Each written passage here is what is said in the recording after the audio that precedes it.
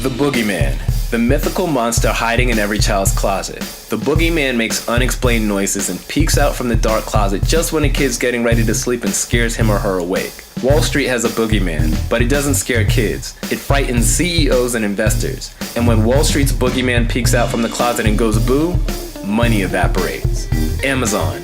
Amazon is Wall Street's boogeyman. When the company creaks the closet door open and peeks out and says boo, billions of dollars of market value disappear, and Amazon continues doing what it was doing until it's ready to frighten the market again. And we'll explain. This is a weekly chart of Amazon.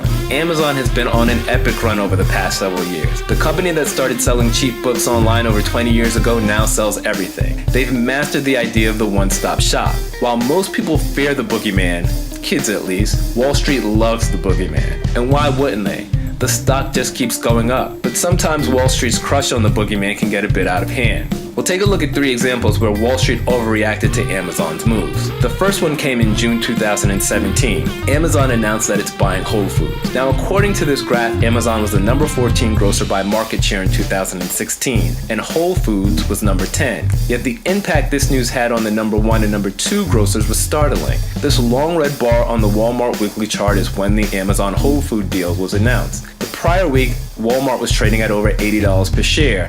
After the Amazon announcement, Walmart's stock hit $73.29. That was $13 billion in market value gone. Kroger, who was going through its own issues prior to the announcement, saw the drop in its stock price accelerated by the Amazon announcement, dropping from $30.93 per share to $20.46 per share. That was $9 billion of market cap gone. The smart money, or the strong hands, realized the overreaction, bought up Walmart in the low 70s, enjoyed the ride to $108 per share. They did the same with Kroger, buying it in the low 20s and riding the wave to $30 per share. Example number 2. In October of 2017, Amazon said boo again, as rumors surfaced that Amazon was looking to enter the prescription drug business. While Amazon stock rocketed to and through the $1,000 per share mark, CVS and Walgreens saw big drops.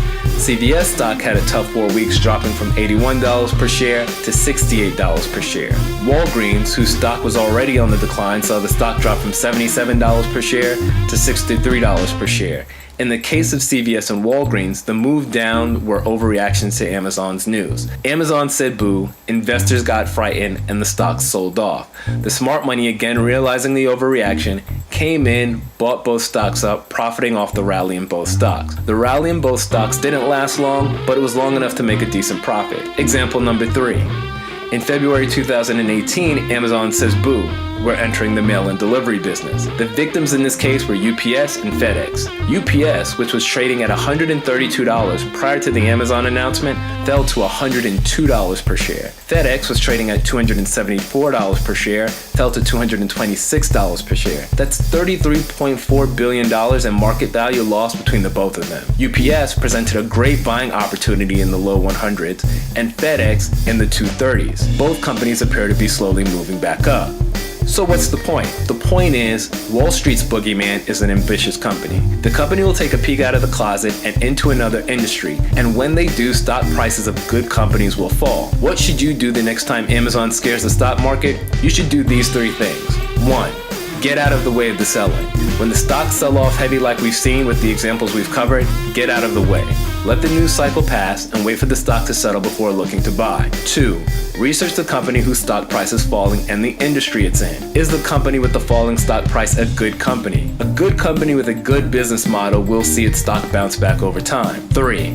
Determine if the company with the falling stock price can withstand Amazon as a competitor, and determine if the company's management is maneuvering the company in a way that will allow it to compete with Amazon and any other competitor thinking of entering the industry. Number 3 is very important. You don't want to invest in a company whose management isn't looking forward, isn't embracing technology, and who isn't adjusting to consumer habits. So during the research, looking at how a company adapts its business to what consumers and its customers want is very important in finding a winning investment. Following these 3 steps should allow an investor to get involved with good companies at great prices. So that's it. Now we wait for Amazon to say boo and present us with an opportunity to invest in a good company at a great price. There's a lot of speculation that Amazon will enter the healthcare industry, so keep an eye out. Thanks for watching. May your next investment be your best investment. By the way, if you're interested in a simple read about how to recognize good investments, I recommend The Little Book That Still Beats the Market by Joel Greenblatt. It's a short read, it's easy to understand, and it's a great place for someone new to investing to start. Thanks again for watching. May your next investment be your best investment.